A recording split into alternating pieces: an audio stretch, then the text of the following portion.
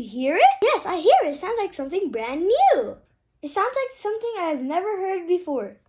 It sounds like they're just making it up as they go along. Well, maybe they are. It sounds old but fresh, honest and real, American and African and Caribbean. We'll still think they're just making it up. Then it has to be, it ought to be, it's gotta be jazz. Most people agree that jazz is a musical style that began in the African American communities of New Orleans. You're right, and did you know it also incorporated sounds of the Caribbean islands? Hey, but did you know it all started in the 19th and early 20th centuries and developed from roots in blues and ragtime? Jazz is seen by many as America's classical music. New Orleans was also the birthplace of one of the most important people in the history of jazz. Who was one of the most important people in the history of jazz? The one and only Satchmo! Did you say Satchmo? What kind of name is that? Satchmo is the nickname of the legendary Louis Armstrong. He was the most famous jazz trumpet player of the 20th century. I've heard of him. He was a singer with the gravelly voice. It's so cool how jazz singers use their voices in different ways. There's no doubt about it.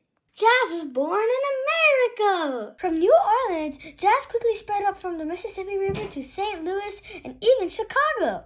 Today, people can take almost any song and add jazz elements to make it sound like a jazzy song. Really? Any song? Sure, what's your favorite? Well, whenever I'm feeling a little bit down, I like to sing a song about my favorite things. Almost makes me feel a whole lot better. Is he for real? Well, maybe we can add some jazz waltz feel into your song, and maybe it can be part of the story of jazz. Do you really think so? It's worth a try if it's about taking musical risk, you know. It's gotta be jazz. Wait, did you say my favorite things? You bet we can jazz it up. In fact, John Coltrane recorded it back in 1961. Yes, it's a jazz classic. John Coltrane, or Train, which was his nickname, was a famous jazz musician. He was a band leader, a jazz composer, and an outstanding tenor and sempro saxophone player. Like I said, it's gotta be jazz. From Chicago, jazz music made its way east to Detroit, Philadelphia, and New York City. Eventually, it even headed west. Travel my way, take the highway, that's the best. Hey, that sounds like a song. It is a song, and it ended up being a jazz standard about a highway that everybody used to travel as they headed west to seek their fortunes at the end of the road. You mean someone wrote a song about the road? Sure, in jazz music, you could just write about a song about anything. Like a song, a train, a caravan, or a sentimental mood? Yep, just about anything. A train, a caravan, a sentimental mood? Well, then I guess you might as well write a song about a highway. Not just any highway, but the most famous highway, Route 66. I once drove across the country from Pennsylvania to California. Really? That's a lot of McDonald's to eat. Oh boy. Anyways, Route 66 was written by a couple that traveled in a 1941 Buick all the way along Route 66. Did somebody say McDonald's? So come on everyone, let's travel Route 66. Did somebody say road trip? Can we get McDonald's? Oh, that was fun, but I like music you can dance to. You mean like the waltz? Not exactly.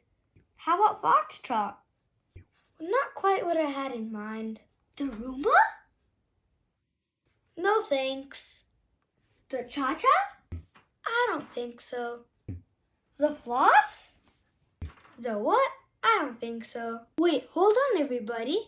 If it's dance music, well, then it's dance music you get. But when it comes to jazz, it don't mean a thing if it ain't got that... How does it go again? If it ain't got that swing. If it ain't got that what? Swing! That what? Swing! Now that's what I'm talking about. One thing I never understood is why all the old jazz singers had such funny names. You mean like Dizzy, Satchmo, Lady Day? Cannonball? Exactly. Because they made them up. See, you see, these jazz players are very creative people. The great jazz trumpet player John Briggs Gillespie got the name of Dizzy because he acted silly and wild on stage. Louis Armstrong's first nickname was Satchmouth because his fellow musicians were making a joke about the size of his mouth. It was eventually shortened to Satchmo. Julian Edwin Alverde was another great jazz saxophone player. He was nicknamed Cannonball because he was round like a bowl. Billie Holiday was one of the first and greatest American jazz singers. Her nickname was Lady Day. A lot of jazz is about being creative, with names as well as music. And probably none was better than Charlie Parker, but whose friends who knew him simply as Yardbird. Yardbird? I thought Charlie Parker's was named Bird. You both thought it started out as Yardbird, but some of his friends just called him Bird. Say, did you know that Bird made the first beatbox record?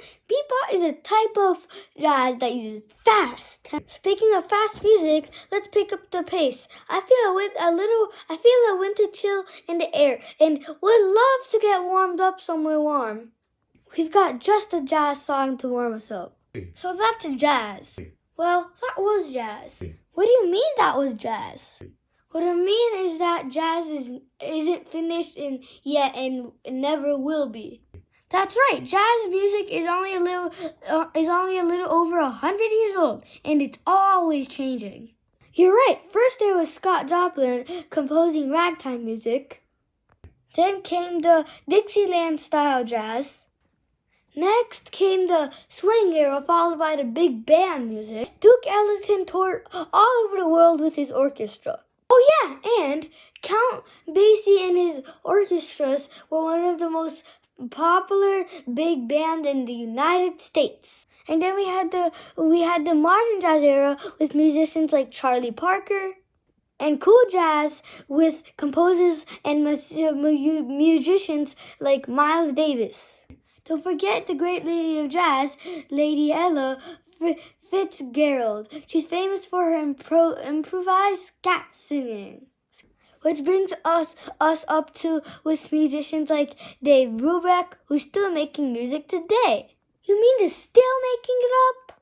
Exactly, but whether you hear it in New Orleans and New York, Rio de Janeiro or Bombay, Melbourne or Cape Town, or anywhere in the world, if the sound you hear is full of surprise and honesty, strength and improvisation, sadness and joy, then it has to be. Then it ought to be. It's gotta be. It's gotta be jazz.